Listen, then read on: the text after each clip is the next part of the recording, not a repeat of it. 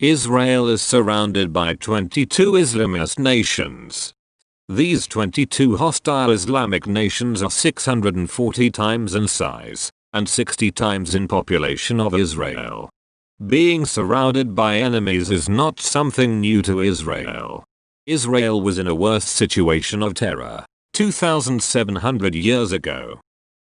And the king of Assyria sent the Tartan, the Rabsaris, and the Rabshakeh with a great army from Lachish to King Hezekiah at Jerusalem. And they went up and came to Jerusalem. Then the Rabshakeh stood and called out in a loud voice in the language of Judah, "Hear the word of the great king, the king of Assyria. Thus says the king, do not let Hezekiah deceive you, for he will not be able to deliver you out of my hand. Do not let Hezekiah make you trust in the Lord by saying, the Lord will surely deliver us, and this city will not be given into the hand of the king of Assyria.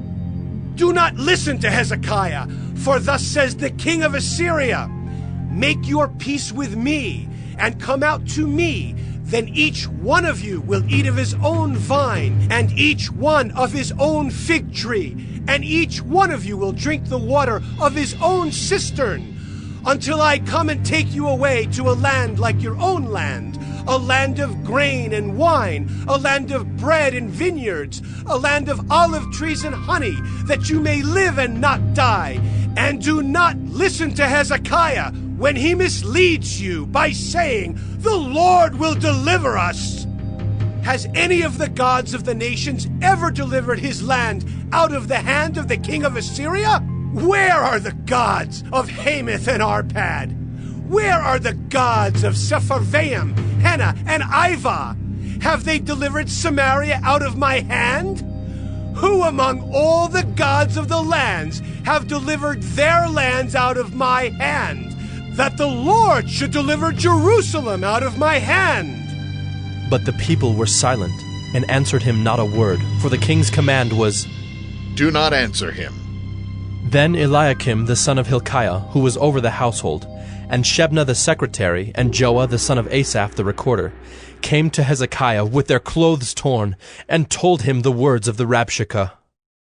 As soon as King Hezekiah heard it, he tore his clothes, and covered himself with sackcloth, and went into the house of the Lord. And he sent Eliakim, who was over the household, and Shebna the secretary, and the senior priests covered with sackcloth, to the prophet Isaiah the son of Amos. They said to him, thus says Hezekiah, this day is a day of distress, of rebuke, and of disgrace. Children have come to the point of birth, and there is no strength to bring them forth. It may be that the Lord your God heard all the words of the Rabshakeh, whom his master the king of Assyria has sent to mock the living God, and will rebuke the words that the Lord your God has heard. Therefore, lift up your prayer for the remnant that is left. When the servants of King Hezekiah came to Isaiah, Isaiah said to them, say to your master, thus says the Lord, do not be afraid because of the words that you have heard, with which the servants of the king of Assyria have reviled me. Behold, I will put a spirit in him, so that he shall hear a rumor and return to his own land, and I will make him fall by the sword in his own land. The Rabshakeh returned, and found the king of Assyria fighting against Libnah, for he heard that the king had left Lachish. Now the king heard concerning Tirhakah, king of Cush. Behold, he has set out to fight against you. So he sent messengers again to Hezekiah, saying, thus shall you speak to Hezekiah, king of Judah. Do not let your God in whom you trust deceive you by promising that Jerusalem will not be given into the hand of the king of Assyria. Behold, you have heard what the kings of Assyria have done to all lands, devoting them to destruction. And shall you be delivered? Have the gods of the nations delivered them, the nations that my fathers destroyed, Gozan, Haran, Reziph, and the people of Eden who were in Telassar? Where is the king of Hamath, the king of Arpad, the king of the city of Sepharvaim, the king of Hena, or the king of Ivah? Hezekiah received the letter from the hand of the messengers, and read it. And Hezekiah went up to the house of the Lord, and spread it before the Lord. And Hezekiah prayed before the Lord, and said, O Lord, the God of Israel, enthroned above the cherubim, you are the God, you alone of all the kingdoms of the earth. You have made heaven and earth. Incline your ear, O Lord, and hear. Open your eyes, O Lord, and see, and hear the words of Sennacherib, which he has sent to mock the living God. Truly, O Lord, the kings of Assyria have laid waste the nations and their lands, and have cast their gods into the fire. For they were not gods, but the work of men's hands, wood and stone. Therefore they were destroyed. So now, O Lord our God, save us, please, from his hand, that all the kingdoms of the earth may know that you, O Lord, are God alone. Then Isaiah the son of Amoz sent to Hezekiah, saying, Thus says the Lord, the God of Israel, your prayer to me about Sennacherib king of Assyria I have heard.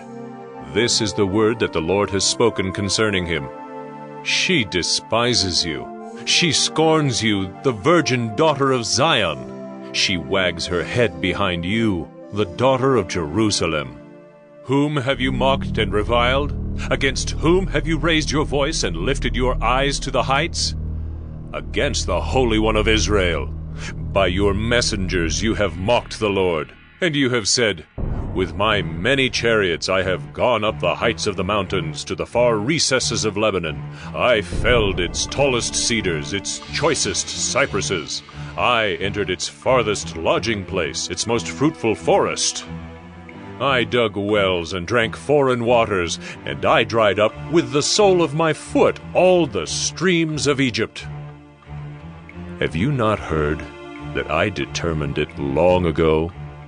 I planned from days of old what now I bring to pass, that you should turn fortified cities into heaps of ruins, while their inhabitants, shorn of strength, are dismayed and confounded, and have become like plants of the field and like tender grass, like grass on the housetops blighted before it is grown. But I know you're sitting down, and you're going out and coming in, and you're raging against me. Because you have raged against me and your complacency has come into my ears, I will put my hook in your nose and my bit in your mouth, and I will turn you back on the way by which you came. And this shall be the sign for you. This year eat what grows of itself, and in the second year what springs of the same. Then in the third year sow and reap and plant vineyards and eat their fruit. And the surviving remnant of the house of Judah shall again take root downward, and bear fruit upward. For out of Jerusalem shall go a remnant, and out of Mount Zion a band of survivors. The zeal of the Lord will do this. Therefore, thus says the Lord concerning the king of Assyria, He shall not come into this city, or shoot an arrow there, or come before it with a shield, or cast up a siege mound against it. By the way that he came, by the same he shall return, and he shall not come into this city, declares the Lord. For I will defend this city to save it, for my own sake and for the sake of my servant David. And that night the angel of the Lord went out and struck down 185,000 in the camp of the Assyrians. And when people arose early in the morning, behold, these were all dead bodies. Then Sennacherib king of Assyria departed, and went home, and lived at Nineveh. And as he was worshipping in the house of Nisroch his god, Adramelech and Sharezer his sons struck him down with the sword, and escaped into the land of Ararat. And Esarhaddon his son reigned in his place. And that night the angel of the Lord went out, and struck down 185,000 in the camp of the Assyrians. As it is written, the battle is not yours, but God's. Listen, all Judah and inhabitants of Jerusalem, and King Jehoshaphat. Thus says the Lord to you, do not be afraid, and do not be dismayed at this great horde. For the battle is not yours, but God's. For the battle is not yours, but God's.